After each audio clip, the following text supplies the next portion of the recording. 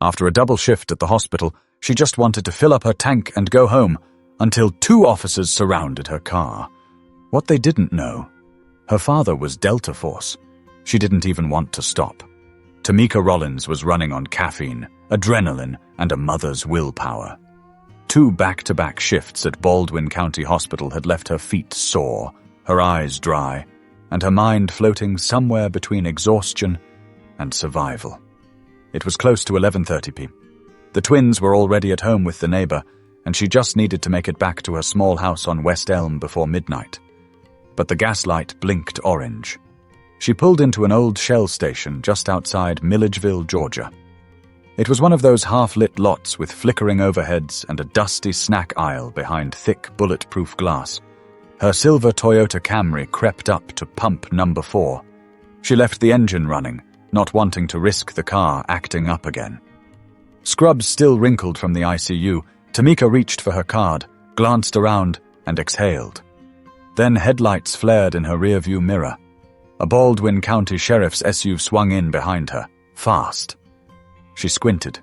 Another pulled in across the lot, parking at an angle like they were blocking her in.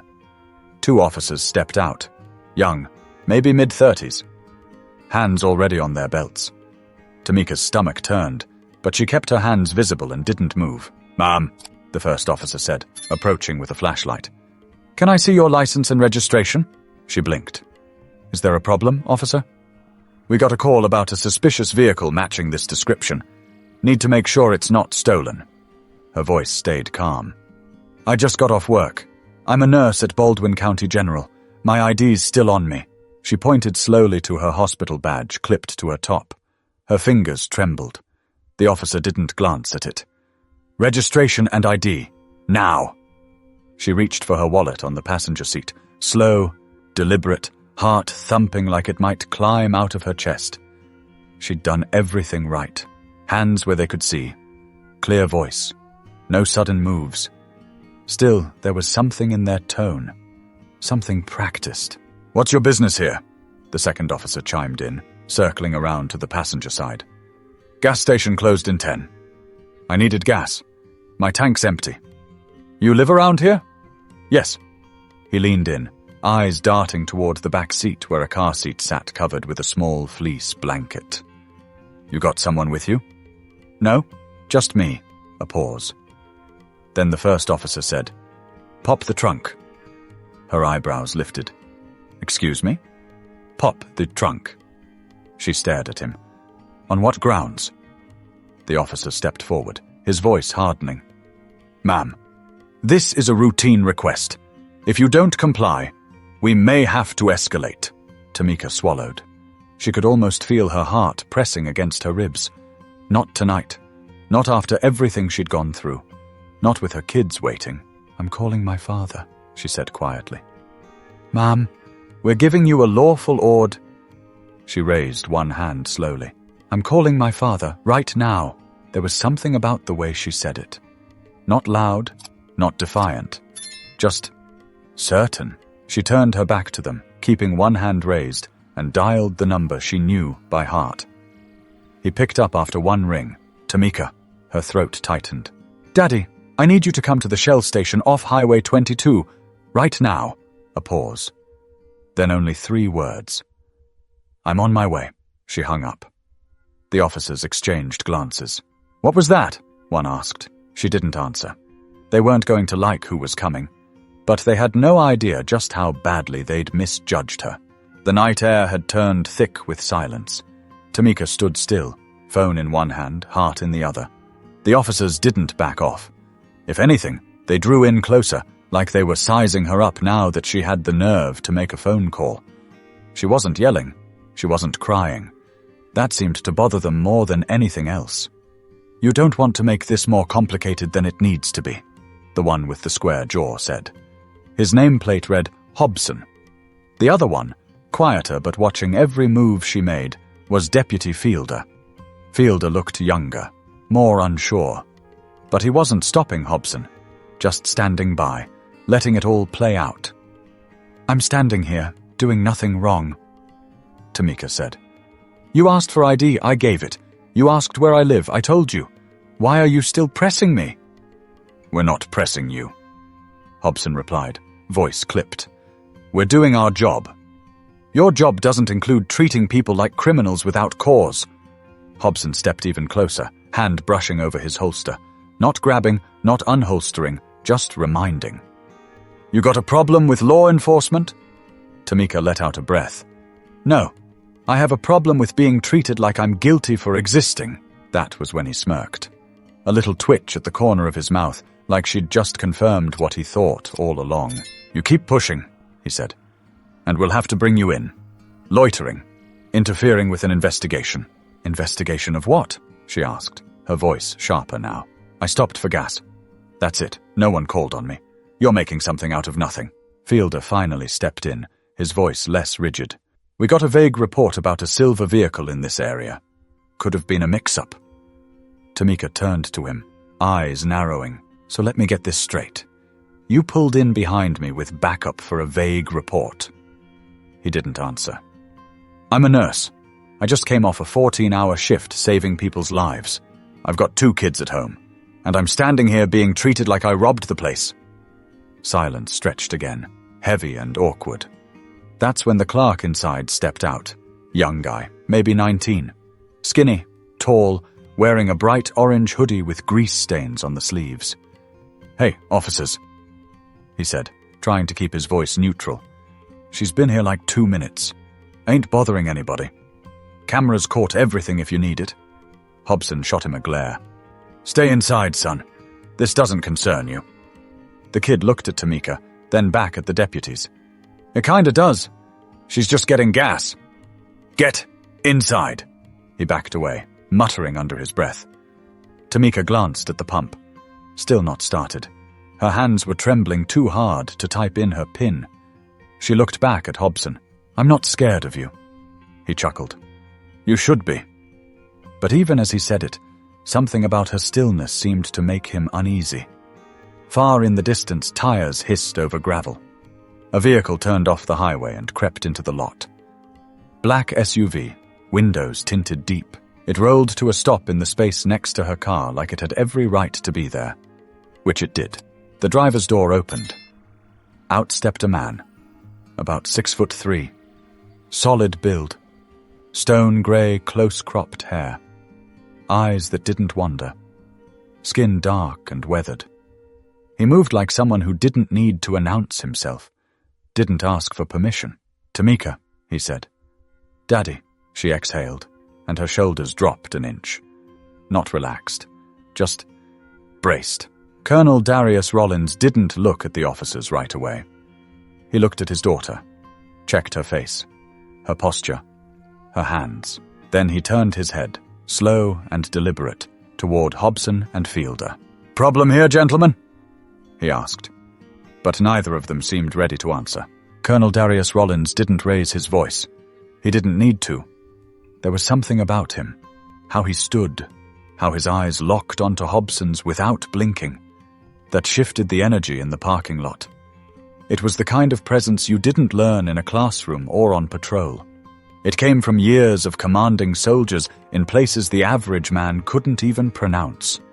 Places where a mistake meant someone didn't come home. He stepped between his daughter and the officers like it was second nature. Hobson adjusted his stance. "Sir, this is a police matter. We're conducting an investigation." Darius tilted his head. "An investigation," he repeated, voice even. "Of a nurse. In scrubs. At a gas pump. You got body cam footage of that?" Fielder shifted uncomfortably. Hobson stiffened. "We were following protocol. We received a report." Darius cut him off, voice low, but unmistakably firm. "You got a license plate match? A make? A model? Anything more than a black woman in a silver car?" Silence. He didn't wait for an answer. "Let me tell you what I see," Darius continued, now pacing just slightly, hands behind his back. "A woman alone. Tired. Still in uniform after saving lives. And I see 2 men using the weight of their badge to bully someone who didn't do a damn thing." Hobson took a step forward. "I don't appreciate... You don't need to appreciate anything," Darius said, eyes locked. You need to think very hard about where you are and who you're speaking to. For a second, it looked like Hobson was going to push back. His mouth opened. Then it closed. Something in Darius's tone, the calm certainty, landed like a warning. The gas station clerk had come back outside, phone in hand, filming now. A couple in a pickup across the lot was watching too, window rolled halfway down. Even the late-night breeze seemed to pause. Tamika finally moved. She reached for the gas nozzle and started pumping. No one stopped her this time. Darius looked at Fielder. You the backup? Fielder gave a short nod. Yes, sir. You got any children? Yes, sir. 2 boys. You'd want someone doing this to their mother? Fielder didn't answer. I didn't think so. Darius turned to Hobson again, this time holding his stare longer. You don't know who I am, do you? I don't care who you are, Hobson snapped, trying to reclaim control. Wrong move. Darius took a step forward, slow and deliberate. Colonel Darius Rollins, 32 years U.S. Army, last 10 with the 1st Special Forces Operational Detachment Delta. People don't say no to me. They say sir. Hobson's jaw tightened, but his hand dropped from his belt. And right now, sir, Darius added, you're gonna let my daughter finish getting gas, and then you're going to leave. You're not going to follow her. You're not going to harass her. You're not going to write up some backdated charge to justify your ego. He paused. Because if you do, I make one phone call, and your badge, your pension, and whatever power you think you've got disappears before breakfast. Fielder took a half step back. Hobson stood still. Tamika finished at the pump, replaced the nozzle, and closed the tank. She looked at her father. We good? He didn't take his eyes off the officers. We're good. She walked slowly to the driver's seat, opened the door, and got in. The engine was still running. Darius didn't move until she was safely inside. Then, as if finally dismissing a nuisance, he turned away from Hobson and walked to his SUV. But what happened next would follow those officers far beyond that parking lot. The SUV hadn't even left the lot before the gas station clerk stepped outside again, this time waving his phone. I got the whole thing, he said. From the moment she pulled up. Fielder blinked. What do you mean? Security cams, plus my phone. I saw what happened. He looked at Hobson now, and the fear was gone from his face. You came at her for nothing. Hobson tried to regain control. You interfering with law enforcement? Nope, the kid said. Just keeping folks honest. Inside the store, the old man who ran the counter most nights, Mr. Burton, folks called him, was already pulling up the security footage. Cameras covered the pumps, the sidewalk, even a decent angle toward the officer's SUV. When he saw Tamika standing still, being questioned without cause, the old man muttered under his breath, This ain't gonna look good. Darius hadn't gone far. He'd parked across the street, watching from behind tinted glass. Not stalking, just staying close enough in case they tried anything after he left. Years in the military had taught him never to assume the job was done just because the tone had changed. People liked to wait until they thought no one was watching. Inside the store, Mr. Burton picked up his phone. Mayor Klein, he said, you're going to want to see something. Back in the Camry, Tamika hadn't spoken yet. Her hands were gripping the steering wheel even though the car was in park. Darius walked back across the road, this time more slowly, knocking gently on her window. She rolled it down. You all right? He asked. I'm fine, she said, voice flat. Just angry. He leaned his arm on the roof. You handled yourself better than most.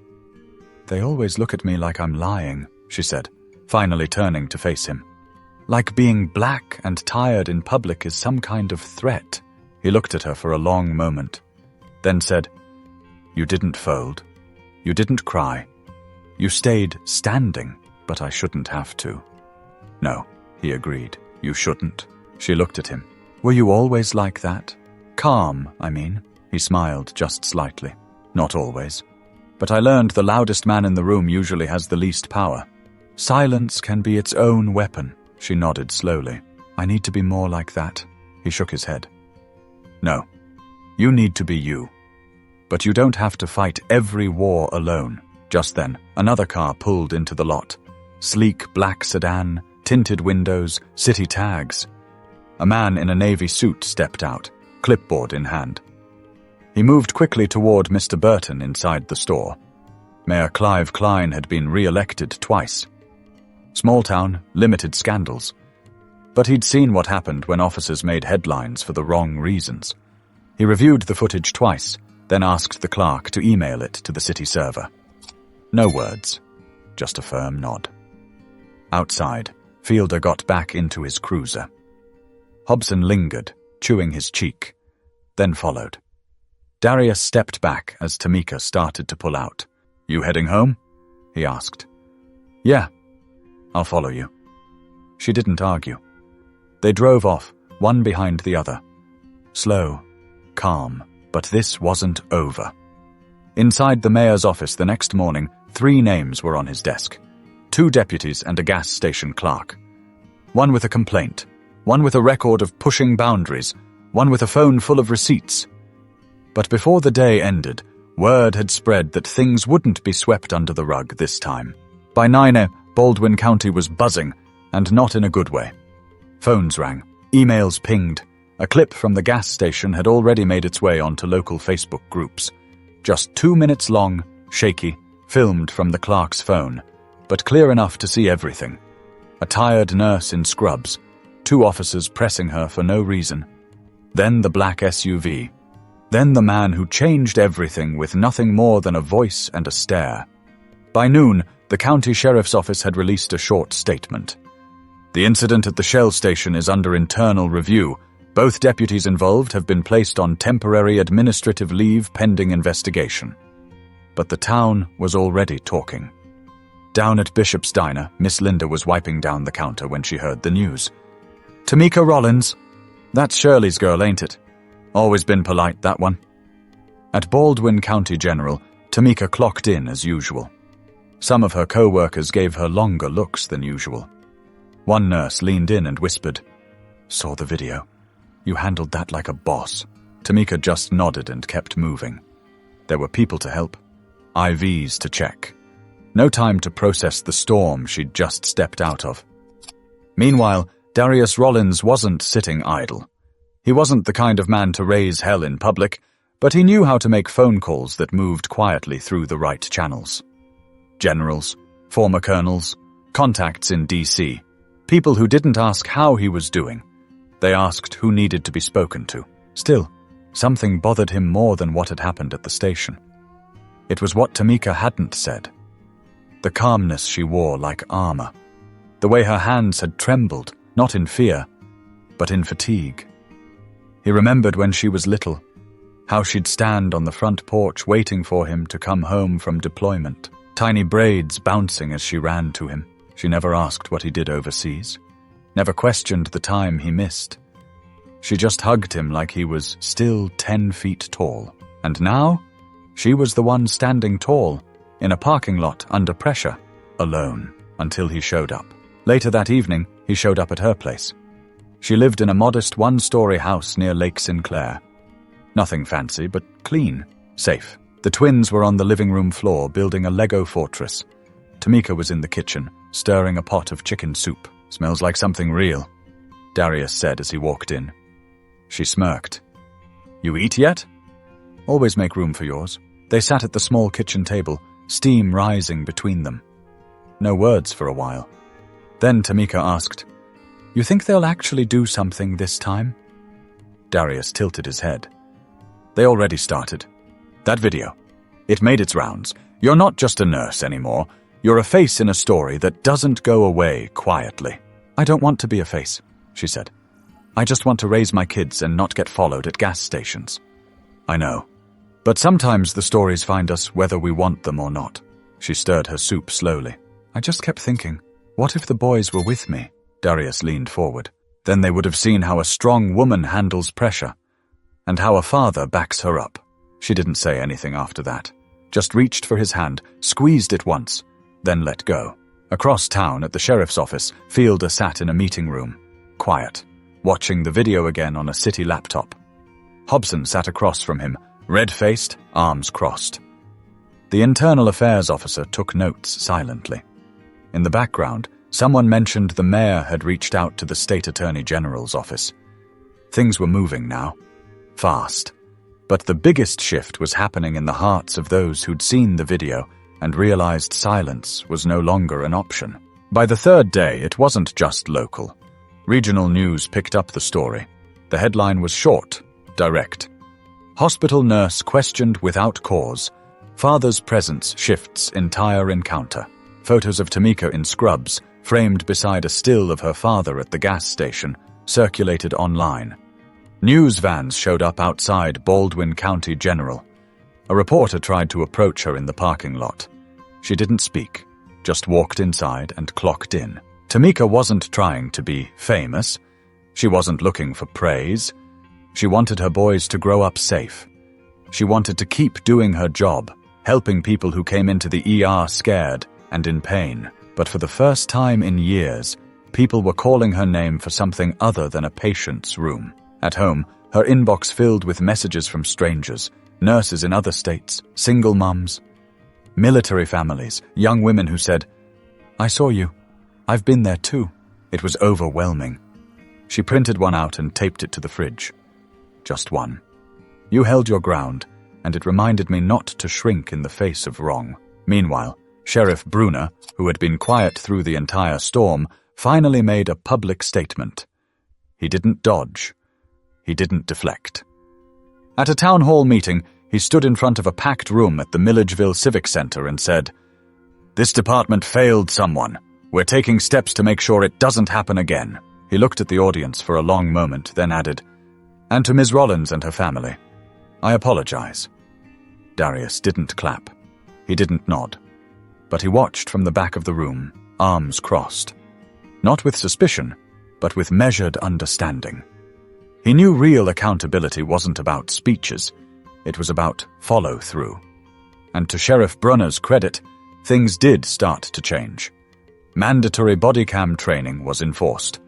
Officers were required to complete de-escalation sessions, not just once, but every quarter. Hobson was suspended without pay while the review continued. Fielder voluntarily stepped back, requesting reassignment to community outreach. But none of that reversed what happened. That Saturday, Darius took the twins out fishing near Carr's Station Road. Old cane poles, packed lunch, a calm lake. The boys laughed, asked questions, tried to sneak cookies before lunch. He didn't talk about the gas station, didn't mention the news. He just watched them, listened to their laughter, protected their peace. Back at Tamika's place, she sat on the porch steps, watching the sunset alone.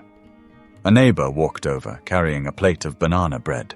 "I just wanted to say," the woman hesitated, then handed the plate over. "What you did, what you went through, it was wrong. I'm sorry." Tamika took the plate, surprised. "Thank you." The woman didn't stay long, just turned back and waved.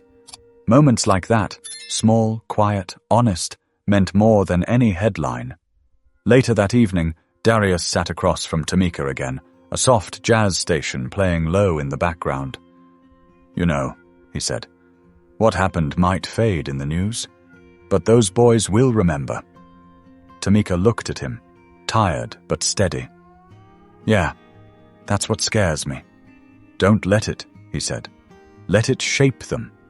Not into people who fear the world, but into people who stand in it without flinching." She didn't speak right away, just leaned her head back and let the silence wrap around them. Because this wasn't about going viral. It wasn't about vengeance or punishment. It was about telling the truth, without shouting. About holding your ground when no one's backing you up. Until someone finally does. But before the story ended, Tamika had one more thing she needed to say. Sunday came quiet. No calls, no reporters, no new footage circulating. Just quiet. Tamika stood at her kitchen sink, washing a single coffee mug. Outside the window, her sons were in the yard, laughing as they took turns jumping off a tree stump, pretending it was a spaceship launch pad. Nothing dramatic, just the kind of moment she fought to protect every single day. Darius was sitting on the porch, polishing an old pair of boots that looked like they'd seen deserts, jungles, maybe more. He wasn't saying much. He never did when things were finally still. Tamika dried her hands and walked outside. "You ever think about why I never joined the military?" she asked, leaning against the porch rail beside him. He looked up, curious. "Thought you just didn't want to." "I didn't," she said. "But not because I was scared of it. I saw the kind of man it made you. Strong, respected, always watching every angle in a room." He waited. "But I wanted to be the kind of strong that heals, that looks someone in the eye and tells them it's going to hurt. But they'll survive it. That's why I picked nursing." Darius nodded slowly. "You chose a different battlefield." "I didn't expect the fight to follow me to a gas station." He didn't say anything. She sighed. "I hate that the boys are going to see this world for what it is." "They will," he said. "But they'll also see how their mama stood tall, how she never cracked, never apologized for existing." Tamika looked out at her boys again. "I just want them to grow up knowing it's okay to ask for help, that it's not weakness, that strength doesn't mean silence." Darius nodded again. "That's a lesson even grown men forget." The porch creaked slightly as she shifted her weight. "You know what really stuck with me, though?" "What's that?" "When I called you. You didn't ask what happened. You just said you were coming." He looked over at her, eyes steady. "That's all you needed to hear." Tamika smiled. "Yeah, it was." Later that evening, she sat at her kitchen table after putting the boys to bed. A notepad in front of her, pen in hand. She wasn't much of a writer, but tonight she had something to say. She wrote, "To the women who are tired but still standing, to the men who've carried too much without complaint, to the parents who teach strength without anger, to the daughters who hold their breath every time they see flashing lights in the rearview mirror. I see you. It doesn't always take shouting to be heard. Sometimes just being still and steady is loud enough. And if no one's come for you yet, call them. The right people show up, even if they come quietly." She folded the note and stuck it to the fridge under the same magnet that held the message from the stranger. Two sides of the same voice. When Monday came, the news cycle had already moved on. But in Baldwin County, the story stuck. Not as a scandal, but as a shift. The clerk kept his job, the sheriff kept his word, and the Rollins name meant something more now. Tamika never asked for attention. She just wanted fairness. She didn't demand the world change in a day. She demanded it start with one night, one woman, one truth. And it did, because real change doesn't always announce itself. Sometimes it arrives in a dusty parking lot, riding in a black SUV with a voice that says, "I'm here." So if this story moved you, even a little, share it. Speak it, remember it, because someone else might be standing at pump number 4 right now, wondering if they're alone. And your voice might be the one that makes the difference. Subscribe for more stories that matter. Stories that remind us we're not invisible. We're seen, we're strong, and we're still standing.